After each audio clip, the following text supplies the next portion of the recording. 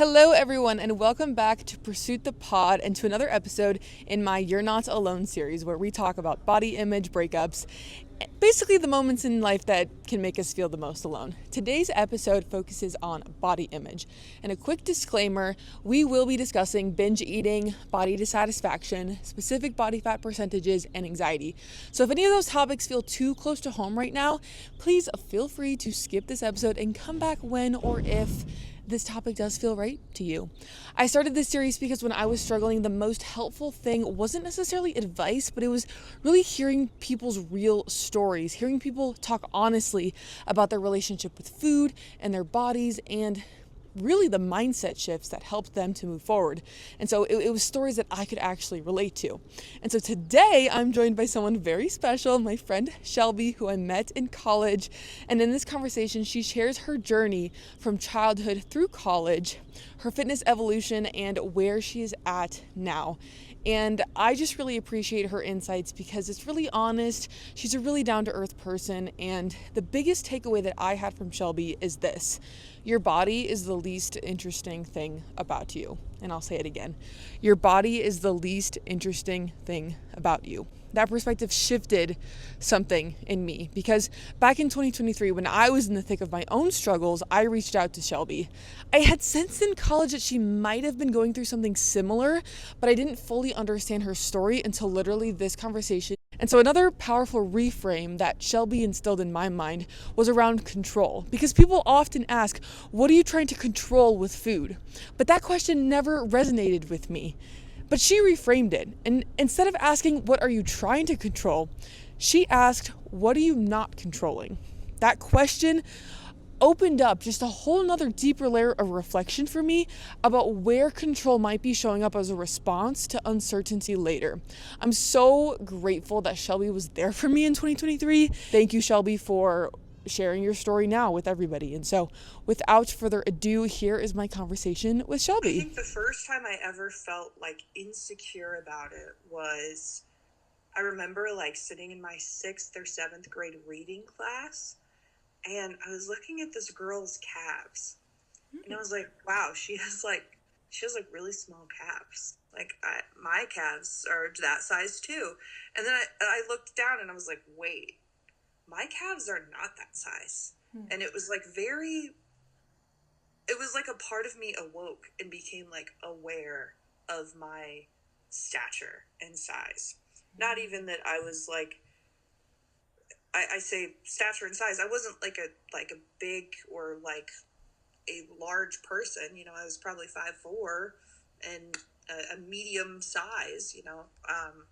But still, it doesn't matter what size you are to start being conscious and insecure about that size. So that's probably the first like moment that I remember.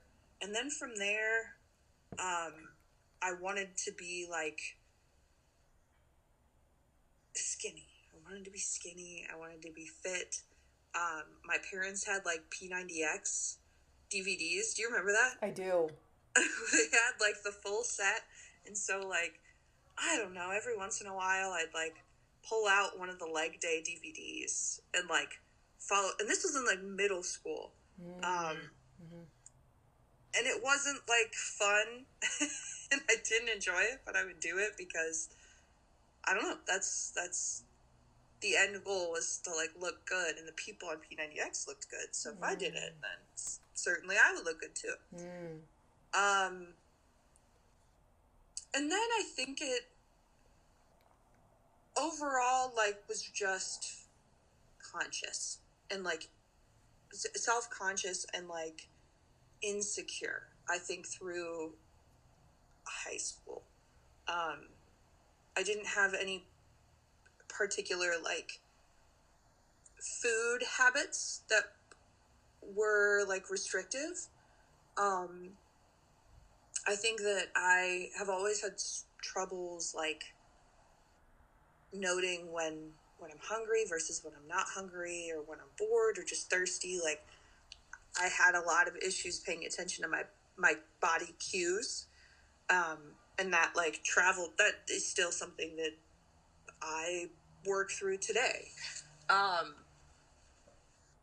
But overall, high school like wasn't a super like traumatic time for my like self-image and body.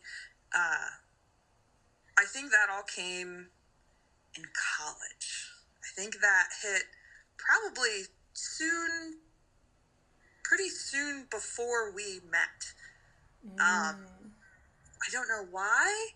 What, like, maybe it was a breakup, actually. We were talking about, like, feeling alone and breakups, and so that could have been part of it, is, like, I was going through a really, really rough breakup, and I wanted validation and attention and affirmation, and I wanted to be hot, so I would run all the time and didn't eat a ton. And I think that started right before college. And in college, it didn't, at least that freshman year, it didn't get better. I don't know, you may have picked up on things, like, I would just, like, eat, like, goldfish for dinners. I was gonna bring up the goldfish, Shelby. Yeah. I was gonna bring up the I was gonna bring that up. Because what was your perspective, like, living with that, you know? Some comments about just eating the goldfish for dinner one night. Yeah. And then I'd say the next main thing was when you got into powerlifting.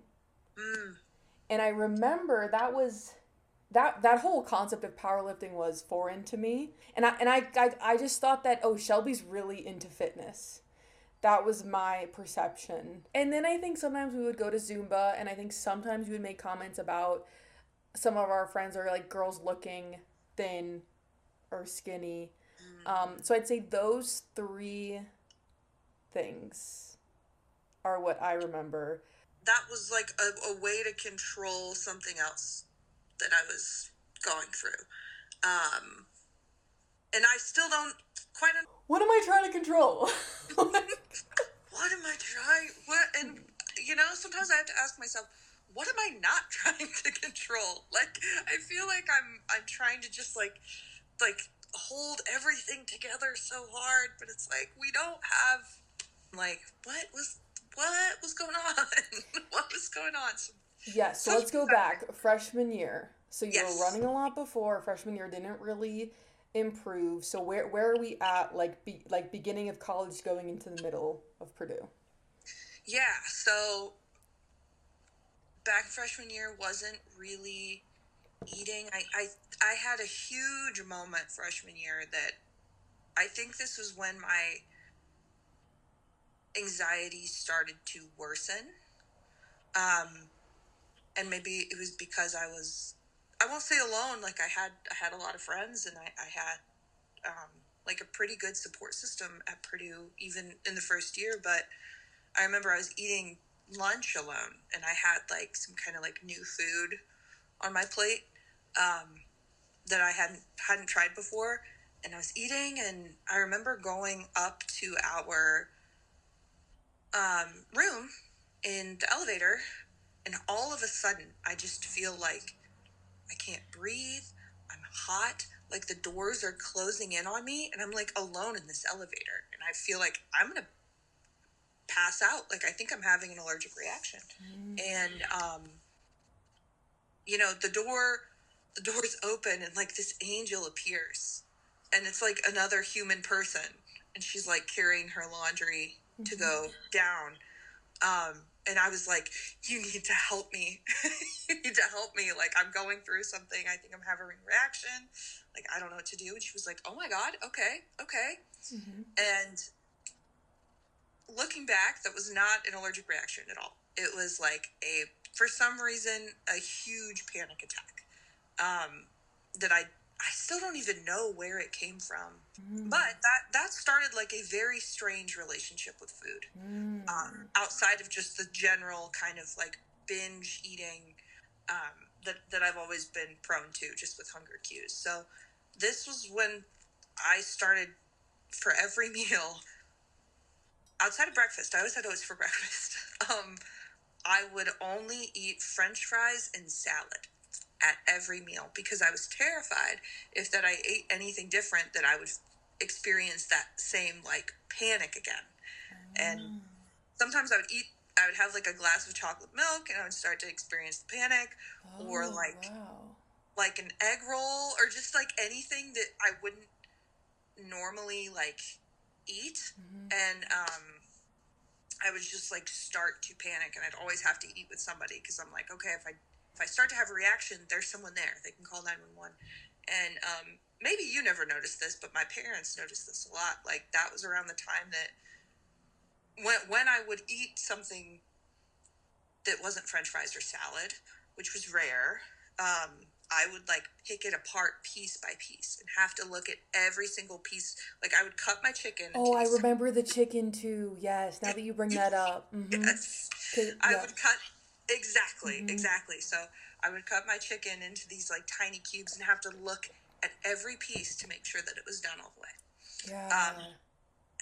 Yeah, then that's difficult. It was like a long time that it didn't get better. And I think that still is like the sense of control, right? Like the summer of before sophomore year starts. And this is when I start lifting with my mom and her trainer, which was what got me into like the fitness community, which is not, this is not to say that was a bad thing at all. I think it was a great thing because it showed me how much passion I have for fitness and like moving my body and this fitness journey. And I started a fitness Instagram. It was fun. Like committing myself to something, you know, outside of just school. Cause like you and I would say we're both pretty studious. But it was nice to have like another hobby and another thing to do. So sophomore year, I got like super into lifting, very into like the protein, and I wasn't super into counting macros yet, but I was like counting my protein for the day and making sure that I hit my protein numbers pretty solid. Right before COVID hit, I mean, it was okay. Things were going well. I was still very anxious, but you know, I was surrounded by people. I was eating things, having full meals. I was like exercising, probably a little too much. But like I felt okay looking back during that time, just still very insecure. And then COVID hit, right? And we were all sent home for an indeterminate amount of time. Because now that I didn't have all of these people around and these things to do to distract me, I just had to sit with myself and think about all of the thoughts all the time with no reprieve except for sleep. It was really, really hard. And luckily I got a lot closer with my sister and gained some weight during that time. And then before college, like committed pretty hard to losing that extra weight that I had gained during COVID. So now we move into junior year, and that is when things really start to ramp up in every in every sense of the word, because school got harder and restrictions on seeing people were difficult to navigate. And as an anxious person, I was terrified to hang out with a larger group than just like 3 people, because I'm like, I'm gonna get expelled for like trying to do something with my friends. And physically, like fitness wise, that was when I really, really got into the fitness community and started working at a supplement store. Yes. I was like so excited for it. I was like, oh, I love fitness. Like it is such like a big part of my life. Yeah, but that was, and it was cool because it was like, oh, for full circle, like I'm working at the place that it all started at. During that time, it exposed me to multiple different like subgroups. Powerlifting and bodybuilding were the two that I really became exposed to and like saw all the work that comes with that. When I left that job was around the time that I really committed myself to being like a fitness person. And that was like what we were just talking about, like the powerlifting. So I would lift 5 to 6 times a week I had like a online coach write like a little program for me. I looked at my fat percentage at the time and I was like, I want to get down to 21% body fat. No, because I was maybe at like 25 at the time. And I was like, yeah, I want to cut 4%. So that was my goal. And I would eat chicken and rice and broccoli. And that was all that I ate for like 4, maybe 5 months. And I look back at pictures during that time and I just remember how like miserable I felt. No energy, like I was eating clean or whatever, however you want to call it. Like I was not really fueling myself in a way that made me feel good. At the time, it was like, oh, I'm reaching this goal. And I hit 21% body fat. And I was what I started to realize in that moment. It's never going to stop, is it? Because I hit 21%. Now my goal's 18. And then I hit that. I'm still not going to be happy. Then my goal's going to be 16. And then it's just going to go and go and go and go until the end of time. And I'm never going to feel happy or proud of what I've accomplished. I keep powerlifting. And at this point, I like hit a certain body fat percentage, but I tell myself that I want to put on more muscle. So I start eating more. I do feel a little bit better and more energized, and then like right before this powerlifting competition, so excited. First of all, like I'm like, okay, I've hit my I've done things that I've wanted to do with my body. Now I want to like hit the strength portion. I want to hit the biggest numbers. I want to win this competition. Like my family's going to come up for this. Like it's going to be amazing. Deadlifting 165, which was still like ramping up to my like maxes, right? But just testing things out before the meet so I'm not like overdoing it on day of.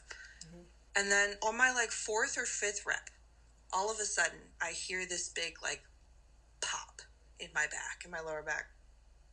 And I drop the weight and I'm like, okay, everything's fine.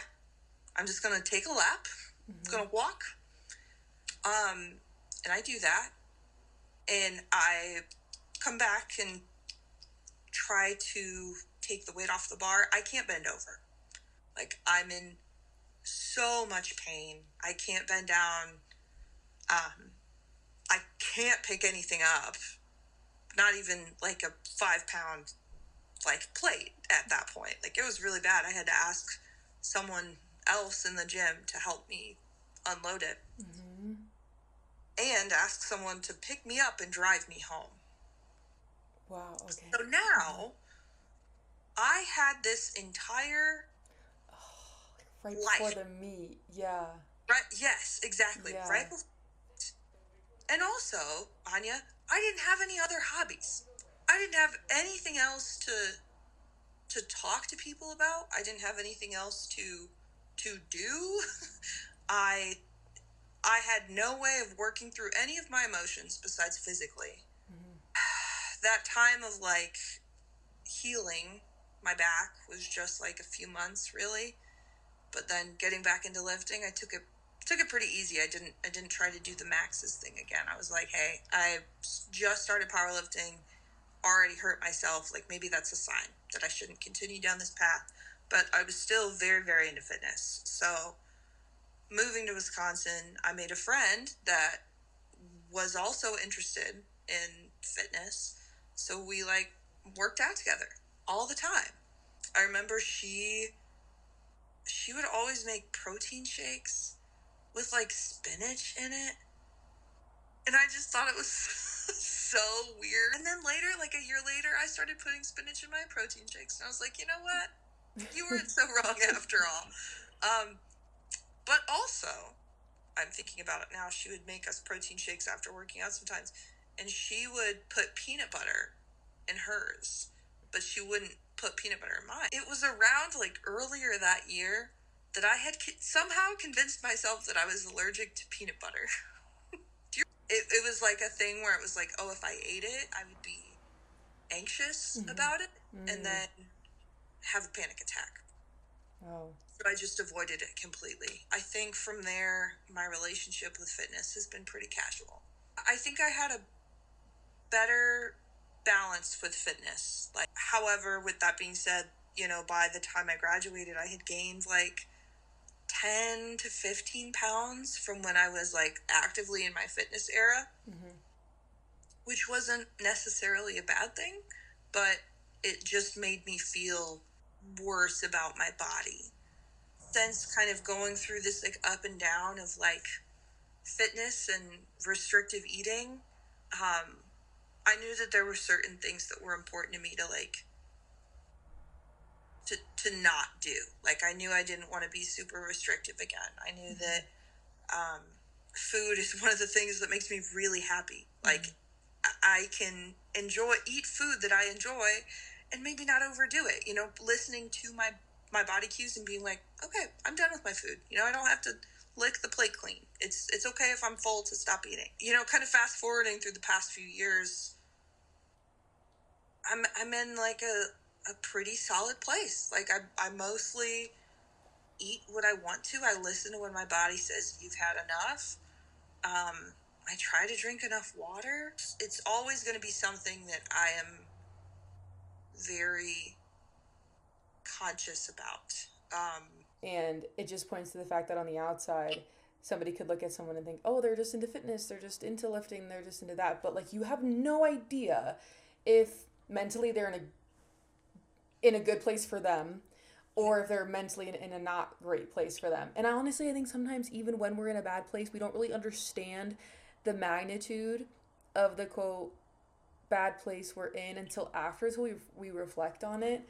It's like you can't see the forest for the trees when you're in the middle of that cycle of being like, okay, I want 21, then 18, then 16, like going down. You're just like, no, I'm in fitness. I'm just gonna hit this next goal. And speak to, okay, so you were at around like 24, and then how did you choose that first goal of 21%, and then what did it feel like trying to chase the number down, and when did you get to the point where you're like, I can't keep going down in body fat? 21 was chosen because it was at the time it felt attainable. Like it felt like, yeah, I could do that. I could be 21. And I knew that a girl that I had looked up to fitness wise, I knew that she was at like 18. If she's 18, I can be 21. That was my first thought. So I was like, I work out like almost every day, eating 2,100 calories a day. And working out, like I said, like 5 to 6 times a week at this point. And I don't know if you ever felt this way, but like taking a day off is like the guilt. Over Christmas, I remember like working really, really hard to restrict. And I look back at pictures and I was like, I look at that now and I'm like, oh my gosh, like I looked great. I looked hot. Like, why didn't I feel that way? Why was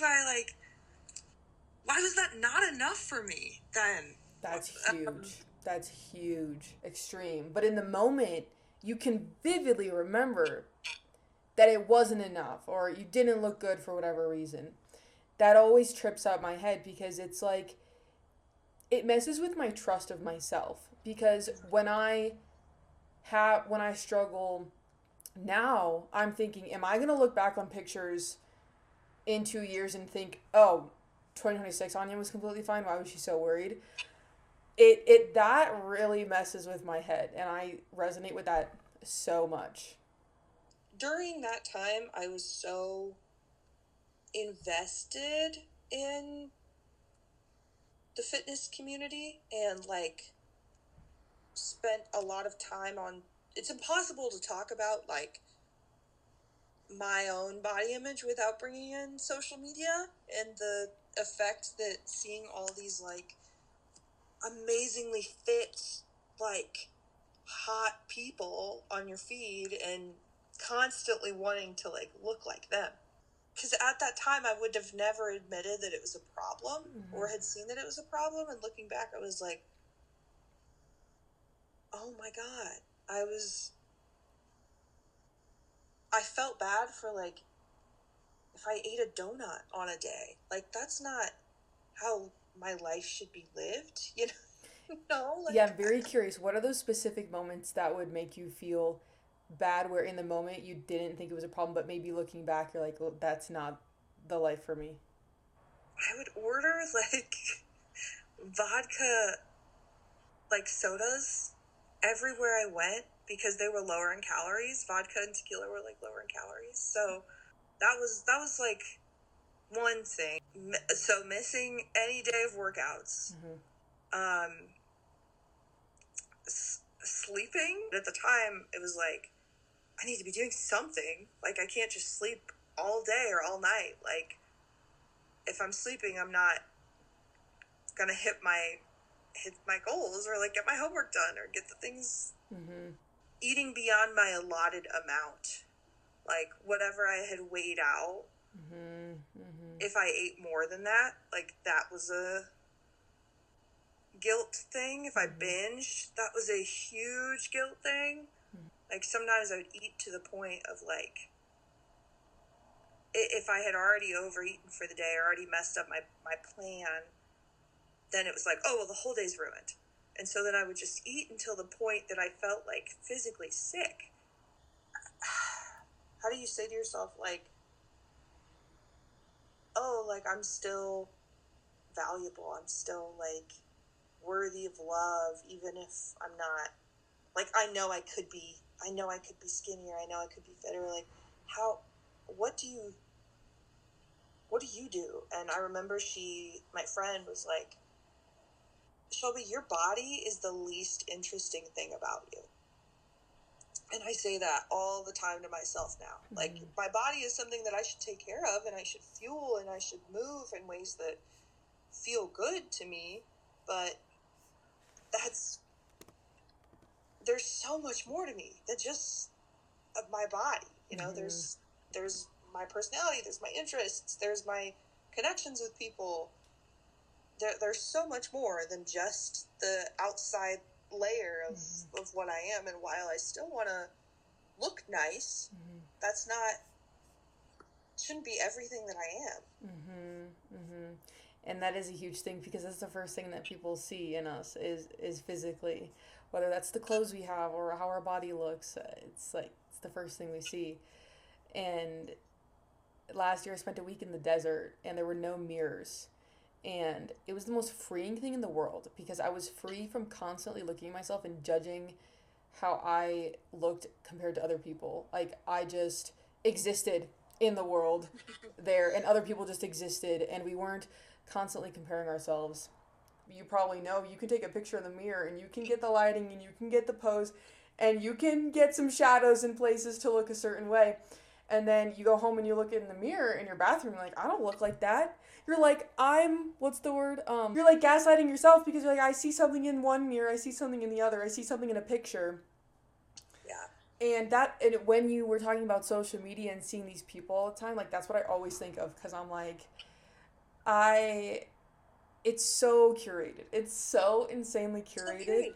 And it can even look realistic, but still be curated.